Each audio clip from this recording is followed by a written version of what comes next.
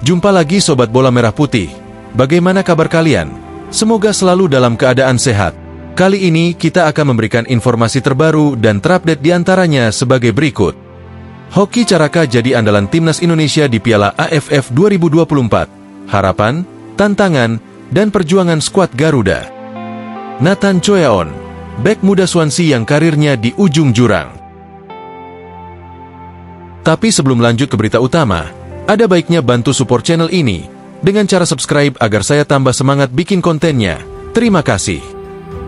Hoki Caraka jadi andalan Timnas Indonesia di Piala AFF 2024. Harapan, tantangan, dan perjuangan skuad Garuda. Piala AFF 2024 sudah di depan mata, dan kegembiraan menyelimuti seluruh pencinta sepak bola Indonesia. Turnamen sepak bola bergengsi di Asia Tenggara ini, yang dimulai pada 8 Desember 2024 hingga 5 Januari 2025, menjadi ajang penting bagi Timnas Indonesia untuk membuktikan kemampuan mereka di kancah internasional. Di tengah sorotan tinggi dan ekspektasi besar dari publik, tantangan berat menanti Garuda, terutama dengan mayoritas pemain yang tergabung dalam skuad kali ini masih berstatus muda dan relatif minim pengalaman dalam turnamen tingkat tinggi. Meski begitu, sosok Hoki Caraka, seorang striker muda berbakat, menjadi salah satu harapan terbesar yang diandalkan di lini depan Timnas Indonesia. Hoki Caraka, penyerang 20 tahun yang tampil menonjol bersama PSS Sleman di Liga 1, menjadi salah satu bintang muda yang siap bersinar di Piala AFF 2024. Kecepatan, ketajaman, serta kemampuan teknik Hoki telah terbukti di level domestik, dan pengalaman internasional yang ia raih dengan Timnas U19 dan U23 semakin memperkuat posisinya sebagai salah satu penyerang terbaik Indonesia. Panggilan dari pelatih Shin Tae-yong untuk memperkuat skuad Garuda menjadi bukti nyata bahwa kualitas Hoki tak diragukan lagi. Dengan kemampuannya yang terus berkembang, Hoki diharapkan bisa memberikan kontribusi besar untuk Timnas Indonesia di ajang prestisius ini.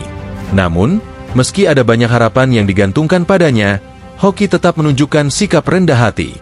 Meskipun sorotan terhadap dirinya semakin besar, dia dengan tegas menyatakan bahwa sepak bola adalah permainan tim, bukan individu.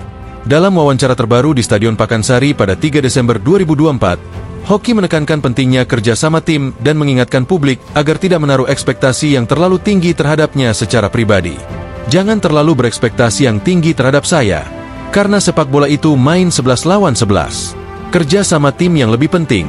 Hasilnya bergantung pada bagaimana tim bekerja sama, ujarnya. Pernyataan ini mencerminkan kedewasaan Hoki dalam memandang sepak bola sebagai olahraga kolektif yang membutuhkan kontribusi seluruh anggota tim, bukan hanya fokus pada satu pemain. Meski demikian, dia tetap memiliki harapan besar, yakni bisa membawa Timnas Indonesia mencapai final dan meraih gelar juara Piala AFF 2024, serta mungkin menjadi pencetak gol terbanyak. Piala AFF 2024 juga akan menjadi ujian berat bagi Timnas Indonesia. Dalam grup B, Garuda akan menghadapi tim-tim kuat dengan komposisi pemain yang lebih berpengalaman, seperti Vietnam dan Filipina. Dengan mayoritas pemain muda, terutama yang berusia U22, Indonesia dihadapkan pada tantangan berat melawan tim-tim yang rata-rata lebih senior. Vietnam, dengan tradisi dan kualitas sepak bola mereka yang solid di Asia Tenggara, menjadi salah satu lawan yang paling sulit. Timnas Vietnam sudah berpengalaman dalam berbagai turnamen internasional dan dipastikan akan menjadi tantangan besar bagi Indonesia. Di sisi lain, Filipina, Myanmar, dan Laos juga memiliki potensi untuk memberikan kejutan. Meskipun demikian, Hoki dan rekan-rekannya tetap optimis dan siap belajar dari pengalaman. Tantangan kami sangat berat, apalagi tim-tim lain mengirimkan pemain senior, sedangkan kita lebih banyak pemain muda. Tapi kita akan ambil pelajaran dari pengalaman itu, kata Hoki, yang menunjukkan sikap positif dan semangat pantang menyerah. Meskipun demikian, sejarah kelam Timnas Indonesia di Piala AFF menjadi motivasi tambahan. Sejak turnamen pertama kali digelar pada 1996, Timnas Indonesia telah 6 kali mencapai babak final, namun selalu gagal meraih gelar juara. Catatan ini menjadi beban tersendiri bagi skuad Garuda, yang kali ini dihuni oleh banyak pemain muda.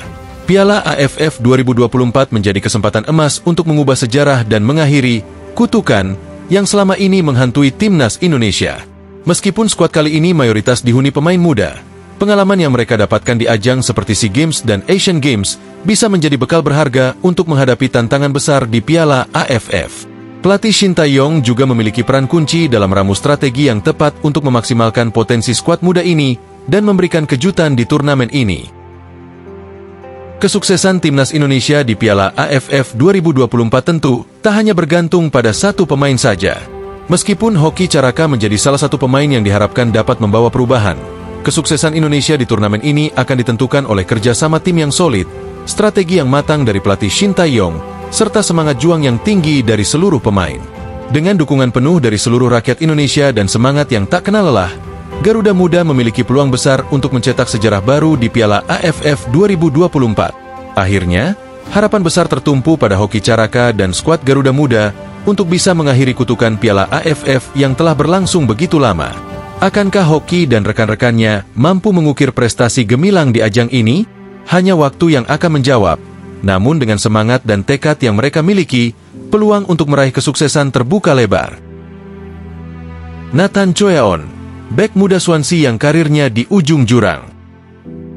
Nama Nathan Choeon sempat membawa harapan besar bagi Swansea City. Bek kiri muda asal Belanda itu didatangkan dari Excelsior pada tahun 2023 dengan harga 350.000 euro. Harapannya, ia menjadi solusi jangka panjang di sisi kiri pertahanan klub. Namun, perjalanan karir Nathan di Swansea justru berubah menjadi mimpi buruk. Hingga akhir tahun 2024, ia hanya tampil satu kali di Championship. Itu pun hanya sebagai pemain pengganti selama 2 menit. Nathan memulai karirnya di Excelsior, klub Eredivisie yang memberinya kesempatan bersinar sebagai pemain muda bertalenta. Penampilannya yang menjanjikan membuat Swansea tertarik untuk membawanya ke Inggris. Namun, gaya bermain sepak bola Inggris yang lebih intens dan penuh tekanan tampaknya menjadi tantangan besar bagi Nathan. Sejak awal kedatangannya, ia kesulitan beradaptasi dengan tuntutan fisik dan kecepatan permainan Championship. Paruh pertama musim 2023-2024 menjadi masa yang sulit bagi Nathan. Minimnya kesempatan bermain membuat Swansea memutuskan meminjamkannya ke Heerenveen pada Januari 2024. Kembali ke Belanda sempat memberikan harapan baru bagi Nathan. Ia mendapatkan lebih banyak menit bermain dan menunjukkan kemampuan terbaiknya dalam beberapa pertandingan. Tetapi performanya yang kurang konsisten membuat Heerenveen enggan mempermanenkannya. Saat kembali ke Swansea pada awal musim 2024-2025, Nathan diharapkan bisa bangkit dan bersaing dengan dua bek kiri utama klub, Josh Timon dan Christian Pedersen. Sayangnya, harapan itu tidak terwujud. Nathan lebih sering menghangatkan bangku cadangan. Dari 18 pertandingan yang telah dilalui Swansea musim ini, ia hanya masuk skuad sebanyak 11 kali tanpa banyak mendapatkan kepercayaan dari pelatih Steve Cooper. Kondisi ini memicu kritik tajam dari media Inggris. Sejumlah laporan dari media seperti Football League World dan The Real EFL bahkan menyebut perekrutan Nathan sebagai keputusan yang keliru. Swansea dianggap telah melakukan kesalahan dalam mengidentifikasi kebutuhan tim, sementara Nathan disebut sebagai pemain yang belum siap untuk bersaing di level Championship. Rumor masa depan Nathan pun mulai bermunculan. Beberapa kabar menyebut ia mungkin akan kembali ke Belanda, baik ke Heerenveen atau klub kasta kedua seperti FC Emmen, demi mendapatkan menit bermain yang lebih banyak. Opsi lain adalah kembali dipinjamkan ke klub Championship lain atau bahkan ke League One di Inggris. Namun, jika Swansea memutuskan untuk melepasnya secara permanen, Nathan harus memulai kembali dari awal untuk membangun kepercayaan diri dan karirnya. Ada beberapa faktor yang diduga menjadi penyebab kegagalannya di Swansea. Selain adaptasi yang sulit dengan gaya bermain Inggris, persaingan ketat di posisi bek kiri membuat Nathan kehilangan tempat. Josh Timon dan Christian Pedersen adalah pemain yang sudah matang secara pengalaman, sehingga pelatih lebih memilih mereka dibanding Nathan yang masih membutuhkan waktu untuk berkembang. Minimnya kepercayaan dari pelatih juga membuat Nathan sulit mendapatkan kesempatan untuk membuktikan dirinya. Namun, di balik semua itu, usia Nathan yang masih muda memberikan peluang besar untuk bangkit. Ia harus segera mengambil langkah besar untuk menyelamatkan karirnya. Bertahan di Swansea tanpa kesempatan bermain hanya akan membuat potensinya terbuang sia-sia. Mencari klub baru, baik melalui transfer permanen maupun peminjaman, adalah solusi terbaik agar ia bisa mendapatkan menit bermain reguler. Masa depan Nathan memang belum jelas, tetapi satu hal yang pasti, ia tidak boleh menyerah. Perjalanan seorang pemain sepak bola selalu penuh lika-liku. Jika ia mampu bangkit dan menemukan tempat yang tepat untuk berkembang, bukan tidak mungkin Nathan akan kembali bersinar dan membuktikan bahwa dirinya pantas bermain di level tertinggi. Akankah Nathan berhasil mengubah nasibnya, atau justru tenggelam di tengah persaingan? Hanya waktu yang bisa menjawab. Nah, demikianlah video kita kali ini. Semoga bermanfaat buat kalian semua. Akhir kata saya izin pamit, terima kasih.